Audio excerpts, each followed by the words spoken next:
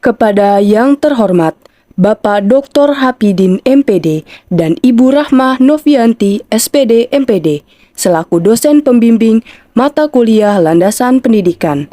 Tujuan dibuatnya video ini sebagai bentuk penilaian ujian tengah semester landasan pendidikan. Selamat menyaksikan. Assalamualaikum warahmatullahi wabarakatuh. Perkenalkan, nama saya Indah Syafitri dengan NIM 1707 622014.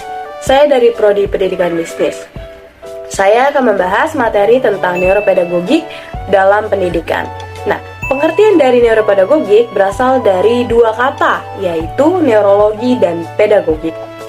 Arti dari neurologi adalah ilmu medis yang mempelajari tentang sistem syaraf dan cara kerja otak.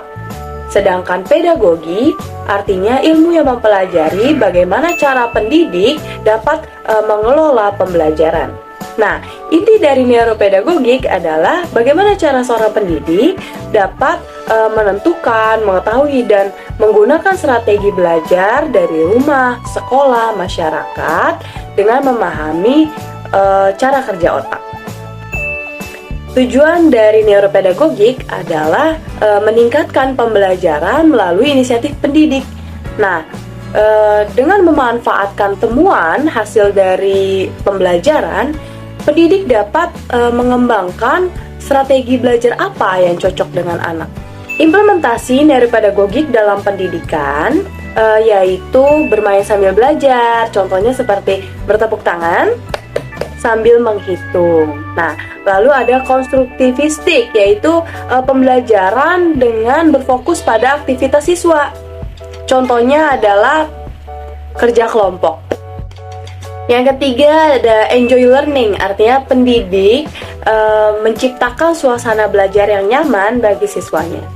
Kemudian quantum teaching, artinya pendidik melibatkan siswa dalam suatu kegiatan. Contohnya adalah pemilihan struktur kelas. Dan yang terakhir adalah peran penting sekolah serta dengan orang tua bagaimana untuk menciptakan lingkungan yang aman bagi anak-anaknya. Mari kita simak video berikut. Dalam pedagogik, seorang pendidik diharuskan melakukan analisa melalui interaksi dengan siswa. Di dalam video, pendidik akan memulai interaksi dengan siswa. Dari sinilah pendidik dapat mengetahui apakah siswa merasa nyaman atau apakah siswa cepat merasa bosan. Nah, dari perilaku siswa akan terlihat bagaimana siswa merespon dalam pelajaran. Setelah mengetahui bagaimana interaksi di kelas, pendidik harus memiliki inisiatif bagaimana siswanya dapat belajar dengan nyaman sehingga dapat memahami materi dengan baik.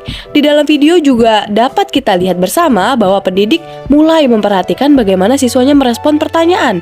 Dan yang terakhir, pendidik akan menentukan metode pengajaran seperti apa yang cocok untuk siswa. Seperti dalam video, pendidik mengajak siswa untuk berangan-angan atau membayangkan stik es krim sebagai kelompok satuan atau puluhan. Pada saat ini, pendidik sudah mengetahui metode pengajaran yang cocok untuk siswanya. Selanjutnya kita akan membahas tentang metode brain-based learning atau pembelajaran berbasis otak. Pembelajaran ini berfokus pada pemberdayaan potensi otak. Pada brain-based learning terbagi menjadi beberapa fase.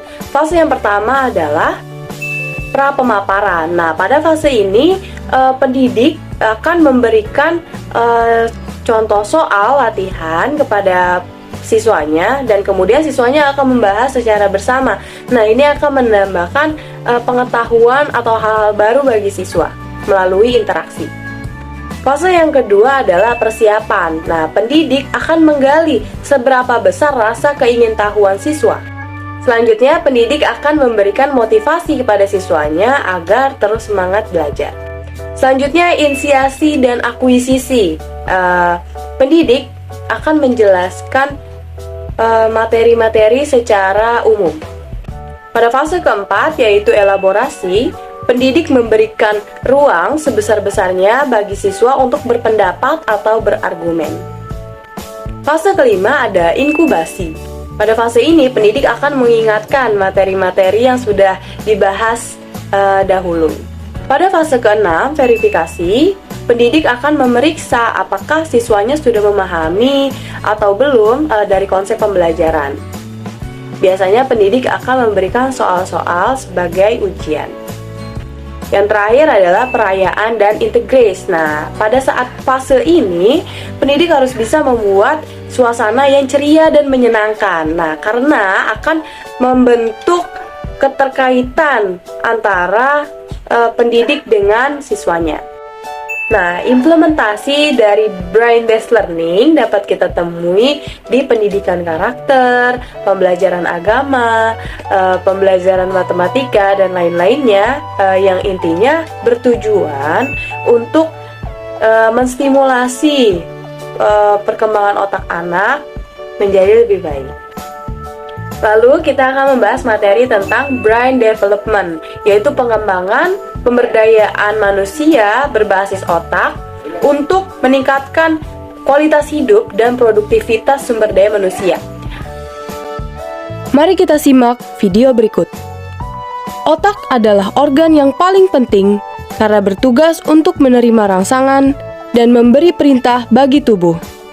Otak memiliki 100 miliar sel saraf yang terhubung, dengan dilindungi oleh tulang tengkorak. Berikut adalah tahapan perkembangan otak manusia dari bayi hingga lansia. Otak bayi usia 0-3 tahun. Pada bayi normal, otak akan lebih aktif daripada manusia dewasa. Ukuran otak bayi baru lahir telah mencapai sekitar 60% dari ukuran rata-rata otak orang dewasa. Ketika memasuki usia 12 bulan, otak akan berkembang 2 kali lipat dan mulai banyak saraf yang terbentuk. Otak pada bayi memiliki daya tangkap yang cepat, namun masih terbilang lemah. Walaupun begitu, sel saraf yang terbentuk dalam otak bayi akan terus berkembang sampai dewasa. Anak-anak. Otak anak semakin besar menjadi 80%.